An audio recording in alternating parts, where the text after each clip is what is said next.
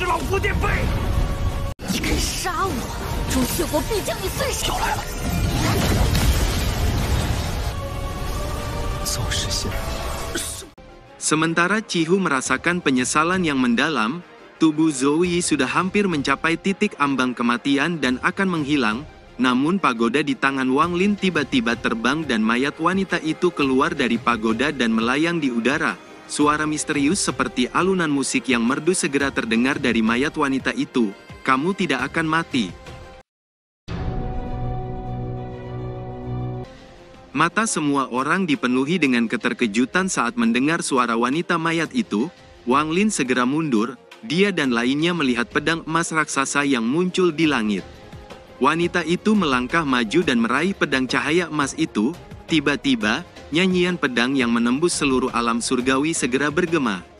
Wanita itu memegang cahaya keemasan dan menunjuk ke arah jiwa Zoe yang terbakar membuat jiwa Zoe tersedot ke dalam cahaya keemasan itu.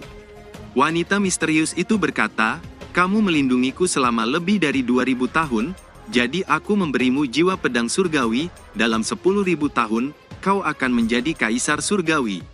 Setelah mengatakan itu, wanita itu berbalik dan menatap dingin ke arah Cihu dan Sun Tai, baru kemudian menatap pada Wang Lin sebelum melambaikan tangannya dengan lembut dan pagoda itu terbang ke arah Wang Lin. Sesaat kemudian cahaya keemasan di tangannya berubah menjadi seekor naga emas raksasa yang membawanya dan pergi melalui kehampaan. Nyanyian pedang surgawi yang bergema nampaknya juga dirasakan oleh para kultivator lainnya.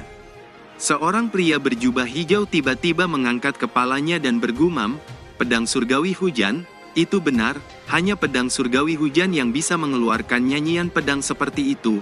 Hanya saja, aku tidak tahu di mana itu datang." Pikir pria itu melayang ke udara. Dia memindai sebentar dan kemudian bergegas menuju ke arah asal nyanyian pedang surgawi. Di sebuah tempat barat laut alam surgawi, seorang lelaki tua berjubah ungu menatap langit dengan ekspresi serius. Setelah merenung sebentar, ia melangkah dan terbang menuju nyanyian pedang. Apakah itu pedang surgawi hujan? Jika sekte pedang Dalou milikku mendapatkannya, maka kekuatan sekte Dalou pasti akan meningkat berkali lipat. Aku memiliki binatang surgawi yang dapat kugunakan untuk mengambil alih roh pedang surgawi, pikir lelaki tua itu mengerutkan keningnya. Dengan menunggang kilin ia segera melesat. Sementara itu alam di tempat Wang Lin akan runtuh dan retakan spasial mulai menyebar, bahkan tanah telah sepenuhnya menghilang ke dalam kekosongan. Wang Lin segera berkata, "Cihu, keluarkan kompas bintang." Mendengar itu Cihu terkejut dan segera mengeluarkan kompas bintang. Kompas itu sudah rusak parah dan ada retakan. Namun, mereka tidak ambil pusing dan melompat ke tengah kompas. Adapun Sun Tai, dia melihat ke arah hilangnya mayat wanita itu dan sekejap duduk di sebelah Wang Lin. Sun Tai berkata dengan tenang, "Kompas bintang, salah satu harta karun klan iblis raksasa, sayangnya sudah rusak," kata Sun Tai. Cihu hanya tersenyum getir mendengarnya, dia menggerakkan tangannya mengendalikan kompas bergerak menuju kehampaan. Sesaat kemudian, Sun Tai melirik Wang Lin dan berbicara, "Cheng Niu, kekosongan ini sangat berbahaya dan kompas ini terlalu rusak untuk bergerak terlalu jauh. Jika kamu setuju untuk melepaskan segelnya, aku berjanji untuk mengembalikanmu dengan selamat ke Suzaku, bagaimana?" Kata Sun Tai. Niat yang licik muncul di hatinya. Zoe sudah mati. Bagaimana mungkin dia, seorang kultivator transformasi jiwa, mau menjadi budak selama 1000 tahun? Itu adalah aib terbesar yang dia hadapi. Melihat Wang Lin hanya diam, Sun Tai kembali berkata perlahan, "Kau tidak perlu menjawabku sekarang, dan orang tua ini tidak akan membiarkanmu melepaskan segel tanpa alasan. Aku akan memberimu 2 boneka pembentukan jiwa tahap akhir, dengan begitu keselamatanmu di masa depan akan terjamin. Aku juga bisa memberimu metode kultivasi, katakan saja jenis apa yang kau inginkan dan aku akan mencari cara untuk mendapatkannya untukmu. Selain itu, aku punya pil obat surgawi," kata Sun Tai. Wang Lin melirik Sun Tai dan berkata dengan tenang, "Dengan kultivasi senior, tentu saja tidak akan setuju untuk menjadi budak, tapi aku tidak tahu cara melepaskan segel, bahkan jika aku bisa, aku tidak akan segera melepaskannya," kata Wang Lin. Sun Tai mengerutkan keningnya dan berkata dengan dingin, "Anak kecil, Apakah kau benar-benar menganggapku budak? Wang Lin menggelengkan kepalanya dan dengan tenang berkata, itu adalah keinginan senior Zhou Yi, bukan keinginanku. Lagi pula, setelah aku melepaskan segel, senior akan membunuhku, kata Wang Lin. Wajah Sun Tai nampak kusam dan kembali berkata, bicaralah. Apa yang perlu aku lakukan agar segelnya bisa dibuka? Wang Lin menggelengkan kepalanya dan menjawab, aku tidak tahu teknik untuk melepaskan segelnya. Kemarahan melonjak di wajah Sun Tai, dia tiba-tiba berdiri sambil menatap Wang Lin dengan dingin. Bocah cilik, jika kau menolak, maka kau akan minum anggur yang pahit. Aku adalah kepala tetua sekte mayat Suzaku, seorang kultivator transformasi jiwa yang kuat. Aku menolak untuk tunduk pada siapapun, terutama anak kecil sepertimu yang bisa kubunuh dengan 2 jari. Jangan berpikir kau bisa membunuhku dengan perintahmu. Aku bisa memberitahumu bahwa aku tidak hanya memiliki 3 jiwa, jiwa keempat ada di dalam peti mati dan itu bisa membunuhmu, kata Sun Tai dengan dingin. Wang Lin dengan tenang menjawab, senior, mengapa Anda mengatakan semua ini? Pasti ada maksud lain di balik semua ini, selain menyuruh saya melepaskan segel. Senior pasti sudah tahu bahwa segel ini bukanlah sesuatu yang bisa saya lepaskan, kata Wang Lin. Sun Tai menatap Wang Lin sejenak lalu berkata, aku tentu akan mencari cara sendiri untuk membuka segel. Tapi sebelum itu, kau harus ikut denganku. Aku akan menjebakmu di suatu tempat, hanya dengan begitu aku bisa tenang. Namun kau tidak perlu khawatir, aku bersumpah setelah segel itu dibuka, aku akan memberimu hadiah, kata Sun Tai. Wang Lin berkata, Sun Tai, aku ingin tahu, jika aku mati, apakah jiwa ketigamu akan terpengaruh? Jangan khawatir, aku tidak akan membiarkanmu mati, kata Sun Tai mencibir sambil mengulurkan tangannya ke arah Wang Lin. Wajah Wang Lin tetap tenang, dia melihat tangan Sun Tai akan meraihnya, dan tiba-tiba teringat pesan Zhou Yi, segel budak itu tidak stabil, gunakan pagoda untuk melindungimu. Itu adalah kalimat terakhir yang diucapkan Zhou Yi sebelum menghilang. Tepat saat tangan Sun Tai akan meraih Wang Lin, cahaya putih bersinar dan pagoda itu muncul. Cahaya putih ini mengandung domain kegilaan level Ascendant milik Zhou Yi. Cahaya domain kegilaan ini segera membuat Sun Tai mengeluarkan teriakan kesakitan dan dengan cepat mundur dengan wajah muram. Cahaya dari pagoda itu sangat berbahaya baginya. Dia tahu bahwa ini disebabkan oleh segel di tubuhnya. Melihat Sun Tai mundur, Wang Lin melangkah maju sambil berkata dengan dingin, karena senior dari sekte mayat, jadi aku tahu cukup banyak. Boneka mayat di dalam peti mati itu tidak dapat menampung jiwa keempatmu. Kemungkinan besar itu adalah jiwa orang lain. Bahkan jika itu adalah jiwa keempatmu, itu adalah jiwa yang hancur. Wajah Sun Tai semakin jelek saat mendengar itu. Wang Lin kembali berkata lebih keras saat melangkah maju dengan pagoda di tangannya, Sun Tai, apakah kamu tidak berpikir dengan kultivasi senior Zhou Yi? Hanya dengan satu pikiran, kamu pasti akan mati. Bahkan jika kamu memiliki jiwa keempat, Sun Tai, apakah kamu tidak ingat wanita mayat itu melemparkan pagoda padaku? Apa kamu tidak mengerti makna di baliknya? Wajah Sun Tai makin kusam saat dia mendengar suara Wang Lin yang keras.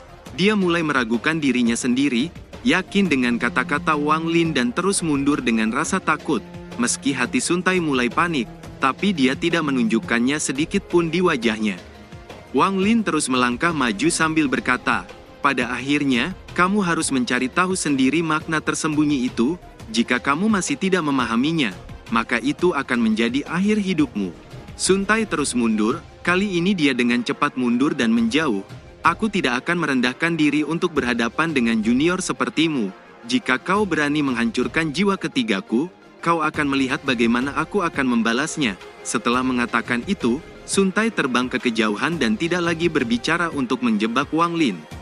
Wang Lin berdiri di tempat sambil menatap Sun Tai dengan dingin yang menghilang di kejauhan. Kultivasi Sun Tai ini terlalu tinggi, sedikit saja ceroboh, nyawaku akan terancam. Namun jika aku bisa menghancurkan jiwa keempat Sun Tai, maka aku benar-benar bisa menjadikannya budakku, pikir Wang Lin. Dia kemudian berbalik dan terbang ke kompas. Melihat Wang Lin kembali, Cihu segera berkata, Saudara Cheng, Sun Tai itu adalah tetua utama sekte mayat, kamu harus berhati-hati di masa depan. Tidak perlu khawatir, Aku pasti bisa membunuhnya menggunakan pagoda ini, kata Wang Lin dengan tenang. Cihu terkejut, dia tidak bertanya lagi dan mengendalikan kompas melesat ke dalam kehampaan. Tidak lama setelah mereka pergi, Sun Tai muncul dan melihat ke arah hilangnya Wang Lin dengan ekspresi kusam. Meskipun aku tidak percaya semua yang dikatakan bocah ini benar, tapi bagaimana mungkin seorang kultivator Soul Formation tahap awal bisa begitu tenang saat menghadapiku? Aku penasaran mengapa dia tidak mau menghancurkan jiwa ketigaku. Sepertinya Zhou Yi telah menyampaikan pesan padanya. Aku harus cari tahu mengapa aku dijadikan budak, pikir Sun Tai mengerutkan keningnya. Sementara Sun Tai nampak kusam, kompas bintang yang dinaiki Wang Lin dan Cihu bergerak sangat cepat dan melintasi kehampaan. Namun setelah beberapa jam, retakan pada kompas semakin membesar hingga akhirnya kompas berhenti dan tidak dapat bergerak maju lagi. Saudara Cheng, kompas bintang ini tidak bisa terbang lagi, kita harus terbang sendiri. Namun, kekosongan ini terlalu berbahaya, kata Cihu melompat dari kompas bintang dengan getir. Saudara Cihu, meskipun kita belum lama saling kenal, tapi kita telah melalui hidup dan mati bersama di tempat ini, jadi aku tidak akan berbohong padamu kalau aku bisa memperbaiki kompas bintang ini. Tapi bahan untuk memperbaiki kompas bintang terlalu berharga dan juga membutuhkan banyak energi spiritual, jadi kompas ini harus menjadi milikku setelah diperbaiki. Aku harap saudara Cihu bisa mengerti itu, kata Wang Lin. Cihu sedikit terkejut, kompas bintang itu adalah harta yang sangat penting bagi klannya, kehilangannya akan membuatnya sangat frustrasi. Wang Lin sepertinya tahu pikiran Cihu dan berkata, jika ini terlalu sulit bagi saudara Cihu, aku masih bersedia memperbaikinya sebagai tanda persahabatan kita. Namun, ketika aku membutuhkannya untuk sesuatu di masa depan, jangan menolakku untuk meminjamkannya, kata Wang Lin. Cihu merenung sejenak dan setuju. Bagaimanapun kultivasi Wang Lin sangat mengejutkan. Dia juga menerima kristal Ascendant dari Zhou Yi. Dia harus berteman dengannya untuk keberuntungan di masa depan. Sambil memperbaiki kompas, Wang Lin melepaskan banyak jiwa setan yang mengelilinginya untuk melindunginya. Ia tidak percaya siapapun meski ada Cihu yang mencoba melindunginya. Tangan kanan Wang Lin menunjuk cairan emas ungu dan menyatukannya dengan kompas bintang, lalu tangannya dengan cepat membentuk segel dari ingatan dewa kuno untuk segera menyempurnakannya. Simbol-simbol rumit pada kompas mulai bersinar, seiring berjalannya waktu, semakin banyak simbol pada kompas mulai berkedip cepat. Di kejauhan, Sun Tai tengah mengamati mereka. Cheng Niu ini bahkan tahu cara memperbaiki kompas bintang, dia bukan bocah biasa. Jika aku bertindak sekarang itu bahaya. Segel Zhou Yi ini terlalu kuat, itu bisa menghancurkan jiwaku hanya dengan pikiran, pikir Sun Tai dengan getir. Beberapa hari kemudian, kompas berhasil diperbaiki dan mereka melaju dengan cepat. Saudara Cheng benar-benar hebat, kompasnya lebih cepat dari sebelumnya, kata Cihu. Saudara Cihu, sekarang kompas ini telah saya sempurnakan, tidak perlu lagi ada yang mengendalikannya, kita bisa beristirahat, kata Wang Lin. Sementara kompas melaju dengan sangat cepat, Wang Lin berpikir, kompas ini memang harta karun yang langka. Dengan kecepatan ini, bahkan para kultivator transformasi jiwa pun akan kesulitan untuk mengejarnya. Perjalanan Wang Lin ke alam surgawi kali ini tidak sia-sia. Panennya luar biasa, ia mendapatkan kompas bintang, giok surgawi, kristal Ascendant, kereta dewa perang dan pagoda. Selain itu, ada budak tua transformasi jiwa yang kuat ikut dengannya.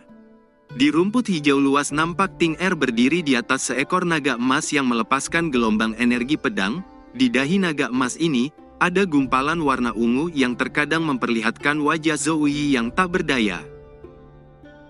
Ting Er berkata pelan, jika alam surgawi masih utuh, yang perlu kulakukan hanyalah membawamu ke kolam pemurnian surgawi untuk membantumu pulih.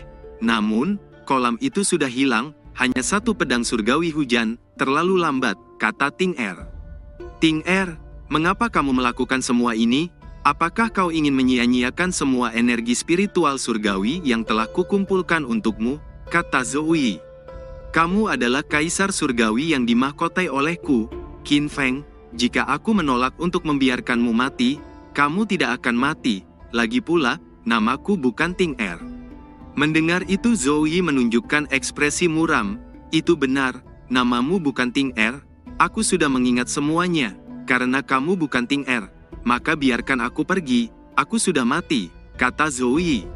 Nama Ting Er ini, aku sangat menyukainya, kata Ting Er. Zhou Yi terkejut, kegembiraan melonjak di hatinya. Ting Er menekan tangannya ke pecahan langit di bawahnya, segera tanah mulai bergetar dan banyak retakan besar muncul ketika cahaya keemasan keluar dari bawah tanah.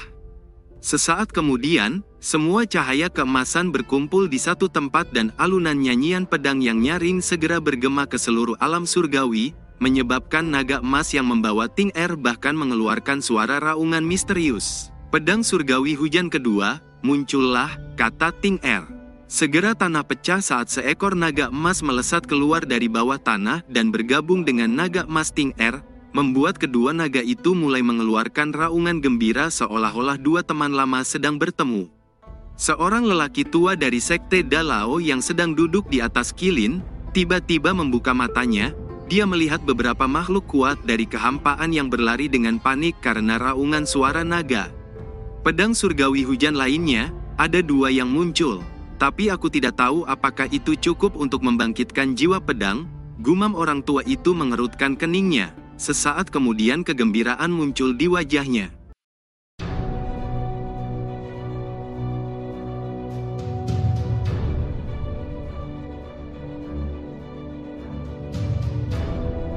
Cerita pun selesai, nantikan spoiler selanjutnya guys. Buat yang belum subrek, dibantu subrek yok guys, biar jalan terus spoilernya. Buat yang udah subrek mudahan dilancarkan rezekinya. See you and ciao.